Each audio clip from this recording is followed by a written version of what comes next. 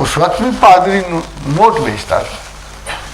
2 certificate تھے اس کے پاس، ان کو سرٹیفکیٹس آف ریڈمپشن کہتے تھے. یہ اعلیٰ جنت کا ہے، یہ پست جنت کا ہے، اس کے 10 پاؤنڈ ہے، اس کے 5 پاؤنڈ. وہی حال آج ہمارا، وہی ہمارے میراث میں آئی ہے. انہیں مسند ارشاد زاغوں کے تصرف میں، عقابوں کے نشے میں. نذرانہ نہیں، سود ہے پیران حرم کا، ہر خرقہ سالوس کے اندر ہے مہاجن. استادان مکرم گئے، شیخ جنید گئے، شیخ شبلی گئے، سیدنا شیخ عبد القادر جیلانی گئے، علی حسری گئے، علی بن عثمان حجویری گئے. میراث میں آئی ہے انہیں مسند ارشاد زاغوں کے تصرف میں، عقابوں کے نشے میں. وہ علم کہاں گیا جو ان بزرگوں کے پاس امانت ہے؟ علی بن عثمان سے اسلام کا سراغ ملتا ہے، خواجہ معین الدین چشتی اجمیری سے ملتا ہے، فرید الدین گنج شکر سے ملتا ہے، خواجہ بختیار الدین کاکی سے ملتا ہے، خواجہ چراغ حسرت سے، نظام الدین اولیاء سے ملتا ہے. اگر کوئی تھوڑا بہت سراغ ملتا ہے کہ کن لوگوں کی وجہ سے اسلام پھیلا، تو وہ تو یہ چشتی آئیے اولیاء اللہ تعالیٰ العزیز ہیں، جنہوں نے خدا کی محبتوں میں وقت گزارا، جن کی ترجیحات میں کوئی نقص نہیں تھا. They always considered Allah as the top priority. اور اللہ کے بعد بندوں سے محبت، بندوں سے ان کے خیر و عافیت کا طلب کرنا، ان کے لیے پس پردہ دعا کرنا، یہ ان کے معمولات تھے. اور پھر لوگ ان سے محبت رکھتے تھے. لوگ اس لیے ان سے محبت ہے کہ وہ اللہ سے محبت رکھتے تھے. خواجہ فرید الدین گنج شکر جب ہانسی آئے تو لشکر کو پتہ لگا تو فوج نے بغاوت کر دی اور کہا کہ خواجہ فرید کو دیکھے بغیر ہم نہیں جائیں گے. آخر کمانداروں نے چھٹی کی تو خواجہ فرید کو ایک بڑی کرسی پہ بٹھایا گیا اور لوگ آتے اور چومتے اور روتے اور گزارشیں پیش کرتے. اور خواجہ تنگ آئے کہ آخر تم لوگ کیوں میرا اتنا کرتے ہو، تم کیوں نہیں دور سے مجھے دعا کے لیے کہتے ہیں، کیوں؟ حتیٰ کہ لباس تار تار ہو گیا. جس سے محبت کرتے ہیں لوگ اس کے کپڑے تک پھاڑ دیتے ہیں، تو ان کا لباس تار تار ہو گیا. اور پھر جب لباس تار تار ہو گیا تو ایک سقا آیا پانی کی مشک اٹھائے ہوئے، اس نے خواجہ کے قدم لیے. خواجہ نے قدم پیچھے کھینچے، کہا اے خلق خدا تم کیا کرتے ہو؟ تو وہ تن کے کھڑا ہو گیا. اس نے کہا خواجہ تجھے کون چاہتا ہے، تجھے کیا تکلیف ہے؟ ہم تو تجھے اللہ کی محبت کی علامت سمجھتے ہیں، ہم تو تیرے پاؤں اس لیے چومتے ہیں کہ ہم یہ خیال کرتے ہیں کہ تو اللہ کی نظر میں ہے، تجھے تو کوئی نہیں چاہتا. ہم تو اس بہانے اپنے اللہ کی انتخاب کی داد دے رہے ہیں. پھر خواجہ سے بولا نہ گیا، چپ کر کے بیٹھے. حضرات گرامی اس وقت دیکھو ایک سادہ پانی پلانے والے کی ترجیح بھی اللہ تھا. اگر مرشد گرامی فرید الدین گنج شکر جیسا تھا نا تو نیچے جو ان سے محبت کرنے والے لوگ تھے ان کو بھی پتا تھا کہ ہم اولیاء اللہ سے کیا لینے جاتے ہیں.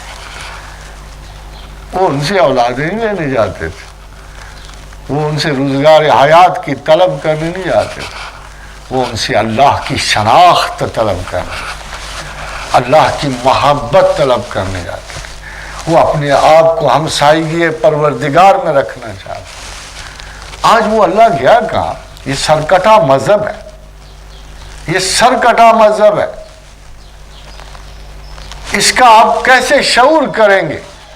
سارے مذہب کی بنیاد سے لے کر اونچائی دیکھ، احرام بنا لو، احرام نیچے سے چڑھتا ہوا بنیاد چوٹی سے دیکھ لو، دیوبند دیکھ لو، بریلوی دیکھ، سب دیکھ لو. چوٹی پر یار ایک تو خدا شناس ہونا چاہیے. ایک اگر نیچے 10 لاکھ بریلی ہے، 10 لاکھ دیوبندی ہے، 10 لاکھ اہل حدیث ہیں، وہ جو آخری ٹاپ ہے اس پہ تو ایک خدا شناس ہونا چاہیے. میں ایسے اسکول کو کیا کروں جس سے خدا کا سراغ ہی نہیں ملتا؟ میں ایسے تعلیمی رویوں کو کیا کروں جو مجھے اللہ تک نہیں پہنچاتے؟ مذہب تو شریعتیں بدلتا چلا آیا ہے، آدم کی اور، شیش کی اور، نوح کی اور، موسیٰ کی اور عیسیٰ کی اور محمد رسول اللہ صلی اللہ علیہ وسلم کی اور شریعتیں تو بدلتی چلی آئیں، مگر ایک مقصد واحد مذہب کا وہی رہا، آدم سے محمد رسول اللہ صلی اللہ علیہ وسلم تک۔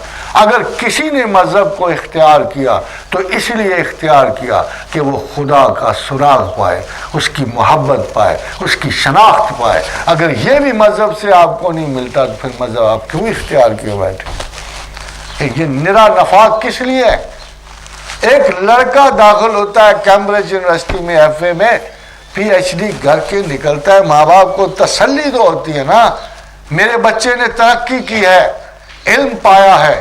ایک مسلمان 9-10 سال سے نماز پڑھنی شروع کرتا ہے، 70 سال دفنائے جانے کے وقت تک نماز پڑھتا جاتا ہے، ترقی کدھر کی ہے؟ کیا نماز پڑھنا ہی صرف اسلام ہے؟ کیا روزے رکھ لینا صرف اسلام ہے؟ کیا اس کے علاوہ اس اتنے بڑے مذہب میں کوئی کوالٹی نہیں ہے، کوئی رنگ نہیں ہے، کوئی شناخت نہیں ہے کہ بابا آپ پیدا ہوا اور بابا مر گیا؟ آخر کوئی اس میں کوالیفیکیشن تو ہوگی، کوئی اس میں بہتری تو ہوگی۔ کتابوں میں اور بڑے علم ہوتے ہیں، بڑی شناختیں ہوتی ہیں۔ جب سلیمان کا دربار لگا تھا، ان ربی غنی کریم، سلیمان نے کہا مجھے بتاؤ کہ سبا کا تخت کون لاتا ہے؟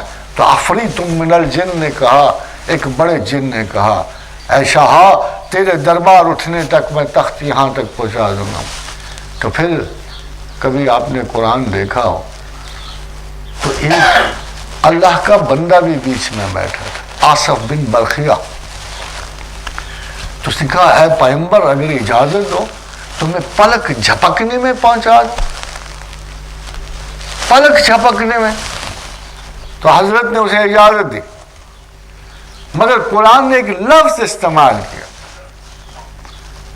کہ ہم نے اسے کتاب کا علم دیا، ایک ایسے شخص کو جس کو ہم نے کتاب کا علم دیا تھا۔ کتاب تو موجود ہے، علم کہاں گیا؟ قرآن تو اب بھی موجود ہے، شناخت اب بھی موجود ہے۔ اب بھی اللہ یہی کہہ رہا ہے کہ لینا ہو تو وہ لوگ مجھ سے لیں گے، الذین یذکرون اللہ قیاما وقعودا وعلی جنوبہم، مجھ سے میرے بہترین بندے وہ ہیں جو کھڑے بیٹھے کروٹوں کے بل مجھے یاد کرتے رہتے ہیں، وَيَتَفَكَّرُونَ فِي خَلْقِ السَّمَاوَاتِ وَالْأَرْضِ، مگر وہ ساتھ ساتھ ایک اور بھی کام کرتے ہیں کہ زمین و آسمان کی تخلیقات پر غور کرتے رہے۔ وہ سبجیکٹو ہے مگر ان کی آبجیکٹیوٹی میں بھی کوئی شک نہیں، وہ سائنٹیفک ہیں۔ اللہ ہی کے بندے تو سائنٹیفک ہو سکتے ہیں، ہم ہی تو ہیں جو خدا کی کارکردگی و کارگزاری کی تعریف کر سکتے ہیں۔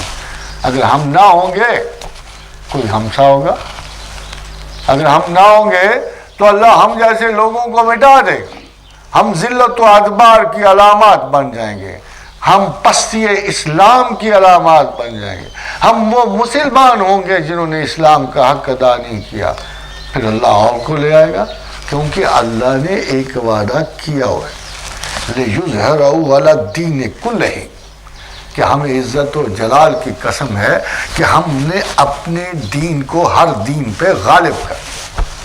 اس نے تو قسم کھائی ہوئی ہے، کتاب موجود ہے، حرف موجود ہے، اور اللہ سے سچا کون ہو سکتا ہے؟ نہ بش نہ بلیر، اللہ ہی سچا ہے، اللہ سے سچا کوئی نہیں ہو سکتا۔